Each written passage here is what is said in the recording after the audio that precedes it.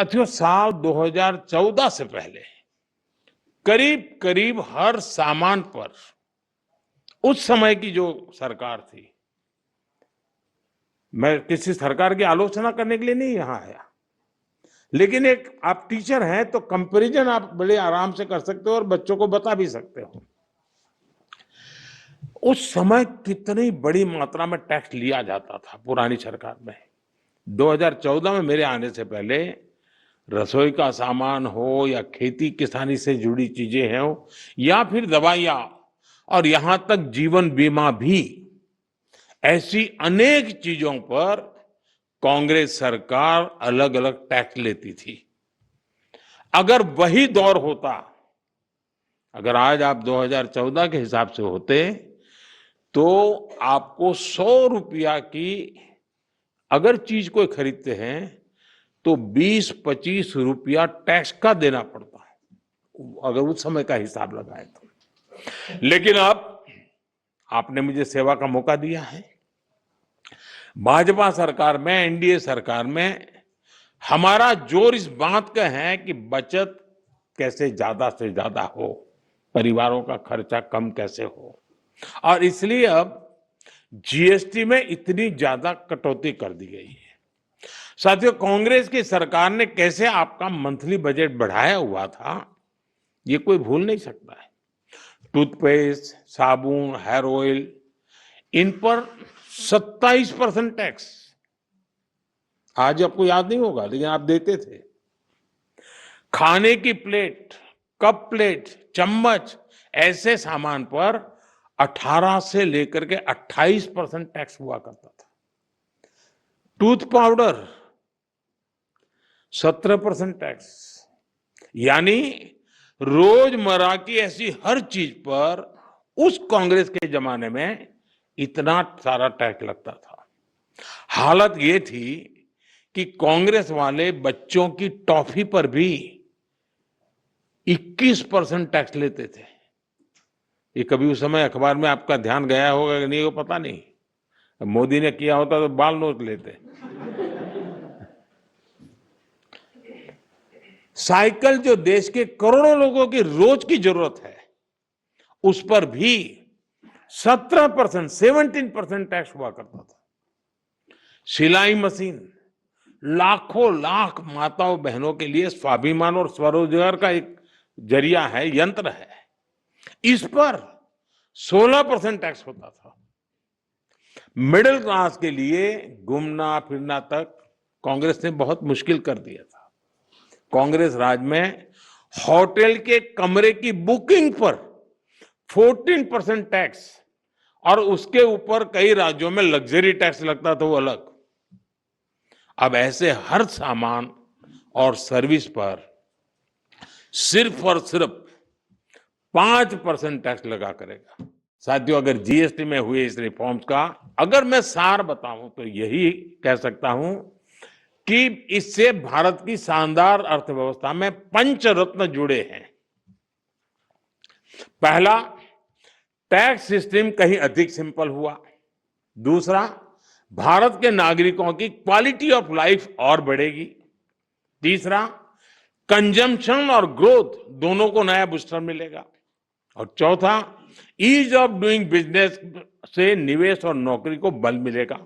और पांचवा, विकसित भारत के लिए कोऑपरेटिव फेडरलिज्म यानी राज्यों और केंद्र की साझेदारी और मजबूत होगी। साथियों, नागरिक देवो भव, ये हमारा मंत्र है। इस वर्ष सिर्फ जीएसटी में ही कमी नहीं की गई, इनकम टैक्स में भी बहुत कम किया गया है। 12 लाख रुपए तक की इनकम पर टैक्स को जीरो किया गया है। आजकल तो आप आईटीआर फाइल कर रहे हैं, तब इस फैसले का सुखद एहसास और भी अधिक होता है कि नहीं, यानी इनकम में भी बचत और खर्च में भी बचत। अब ये डबल धमाका नहीं है तो क्या है। साथियों, मैंने लाल किले से इस बार 15 अगस्त को कहा था कि भारत को आत्मनिर्भर बनाने के लिए नेक्स्ट जनरेशन रिफॉर्म करना बहुत जरूरी है। मैंने देशवासियों से भी ये वादा किया था कि इस दिवाली और छठ पूजा से पहले खुशियों का डबल धमाका होगा। अब आप लोग तो यहाँ 2 दिन से ये सब जगह अब आपका चरण रज लेने का प्रयास होता होगा, तो आपको शायद अखबार देखने का मौका नहीं मिला होगा, न टीवी देखने का मौका मिला होगा, या तो घर पे बात करते हो, अरे वहां फोटो छपी है।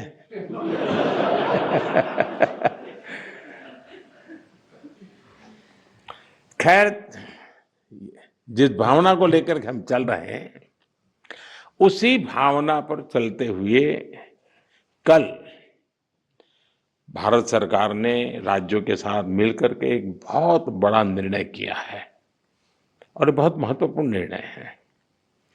अब जीएसटी और भी ज्यादा सिंपल हो गया है, सरल हो गया है। जीएसटी के मुख्यतः 2 ही रेट रह गए हैं, 5% और 18%, 5% और 18%। और 22 सितंबर सोमवार, जब नवरात्र का पहला दिन है, और ये सारी चीजों का मातृशक्ति को संबंध तो बहुत ही रहता है, और इसलिए नवरात्रि के इस प्रथम दिवस पर जीएसटी का जो एक रिफॉर्म वर्जन है, नेक्स्ट जनरेशन रिफॉर्म किया हुआ, वो लागू हो जाएगा। साथियों, हमारा देश हमेशा से गुरु शिष्य परंपरा का उपासक रहा है। भारत में गुरु को केवल ज्ञान देने वाला नहीं, बल्कि जीवन का मार्गदर्शक माना गया है। मैं कभी कभी कहता हूं, मां जन्म देती है, गुरु जीवन देता है। आज जब हम विकसित भारत के निर्माण का लक्ष्य लेकर चल रहे हैं, तब ये गुरु शिष्य परंपरा भी हमारी एक बहुत बड़ी ताकत है। आप जैसे शिक्षक इस श्रेष्ठ परंपरा के प्रतीक है। आप नई पीढ़ी को सिर्फ अक्षर ज्ञान ही नहीं, बल्कि राष्ट्र के लिए जीने की सीख भी दे रहे हैं। आपके मन में कहीं ना कहीं भाव रहता है कि जिस बच्चे के लिए मैं समय खपा रहा हूं, हो सकता है वो देश के लिए कहीं काम आ जाए। और इस सारे पुरुषार्थ के लिए मैं आप सबका अभिनंदन करता हूं। स्वदेशी अपनाने का बड़ा आग्रह किया, आह्वान किया है। स्वदेशी यानी जो कुछ भी हमारे देश में पैदा होता है, जो हमारे देश में बनता है, वो चीजें जिसमें मेरे देशवासियों के पसीने की महक है, वो चीजें जो मेरे देश की मिट्टी की सुगंध जिसमें है, वो मेरे लिए स्वदेशी है। और इसलिए, और इसके प्रति हमारा गौरव होना चाहिए। हर घर पर बच्चों को कहना चाहिए, घर पर एक बोर्ड लगाओ, जैसे हर घर तिरंगा है ना, हर घर स्वदेशी, घर घर स्वदेशी।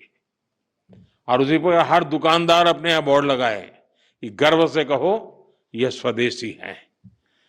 हमें गर्व होना चाहिए, भाई ये मेरे देश का है, मेरे देश में बनता है, ये गर्व होना चाहिए, ये वातावरण बनाना चाहिए। और लोकल के लिए वोकल होने के इस अभियान में टीचर्स बहुत बड़ी भूमिका कर सकते हैं। हमारे बच्चों को स्कूल ये प्रोजेक्ट्स और गतिविधियों में मेक इन इंडिया वस्तुओं की पहचान करा सकते हैं। खेल खेल में आप सिखा सकते हैं। एक असाइनमेंट हो सकती है जिसमें घर में जितनी भी वस्तुएं हैं, कितनी स्वदेशी है, मैंने जैसे कहा, उसका एक लिस्ट बनाए, जरा दूसरे दिन दिखाए, लेकर के आए और चलो भाई इस महीने इतनी कम करेंगे, इस महीने इतनी कम करेंगे। धीरे धीरे पूरा परिवार स्वदेशी हो जाएगा। मैं तो चाहूंगा स्कूल में से, मान लीजिए 10 क्लास है हमारे यहाँ, हर क्लास सुबह एक आधा घंटा प्ले कार्ड लेकर के गांव में जुलूस निकाले, स्वदेशी अपनाओ। दूसरे दिन दूसरा क्लास, तीसरे दिन तीसरा क्लास, तो लगातार गांव में वातावरण बना रहेगा, स्वदेशी स्वदेशी स्वदेशी। मैं मानता हूं देश की आर्थिक ताकत बहुत बढ़ सकती है जी। हर व्यक्ति छोटा सा भी काम कर ले। हम जो सपना लेकर के चले 2047 में देश को विकसित भारत बनाने का, और किसको नहीं लगेगा जी देश विकसित न हो, ऐसा कौन चाहेगा? कोई नहीं चाहेगा। लेकिन हमें कोशिश कहीं से करनी पड़ेगी, हमें शुरू करना पड़ेगा। साथियों, हम स्कूलों में अलग अलग तरह के उत्सव भी बनाएं, उस उत्सव में भी स्वदेशी की बात ला सकते हैं। हमने देखना चाहिए कि इनमें हम क्या भारतीय उत्पादों को साज सज्जा के लिए उपयोग में लाते हैं। आर्ट क्राफ्ट, आज में स्वदेशी सामग्री का इस्तेमाल एक वातावरण बन जाना चाहिए। ये बच्चों में बचपन से स्वदेशी की भावना बढ़ाएगा। साथियों, स्कूलों में हम ऐसे कई डे मनाते हैं, स्वदेशी डे भी मनाएं, स्वदेशी वीक भी मनाएं, लोकल प्रोडक्ट का डे मनाएं। यानी हम एक कैंपेन के रूप में इस चीजों को अगर चलाएं, आप इसका नेतृत्व करें, आप समाज को नए रंग रूप से सजने के लिए एक बहुत बड़ा कंट्रीब्यूशन कर सकते हैं। और जहां बच्चे अपने परिवार से कोई लोकल वस्तु लाए और उसकी कहानी बताएं, ऐसा भी एक वातावरण बन सकता है। जो चीजें कहाँ बनी, किसने बनाई और देश के लिए उसका महत्व क्या है, इस पर चर्चा होनी चाहिए। जो लोकल मैन्युफैक्चरर्स हैं, जो पीढ़ियों से कुछ ना कुछ हस्तशिल्प बना रहे हैं, ऐसे परिवारों के साथ बच्चों का मेल मिलाप हो, या उनको स्कूलों में बुलाकर उनकी बातें सुनने का एक कोई कार्यक्रम बनाया जाए। बच्चे बर्थडे मनाते हैं तो उसके अंदर भी इस प्रकार की चीजों को जब गिफ्ट देते हैं, तो मैं समझता हूँ मेड इन इंडिया का एक वातावरण बने। कहते से गर्व से कहे, भाई देखिए मेड इन इंडिया है, मैं तुम्हारे लिए खास लाया हूं। कुल मिलाकर मेड इन इंडिया को हमें अपने जीवन का आधार बनाना।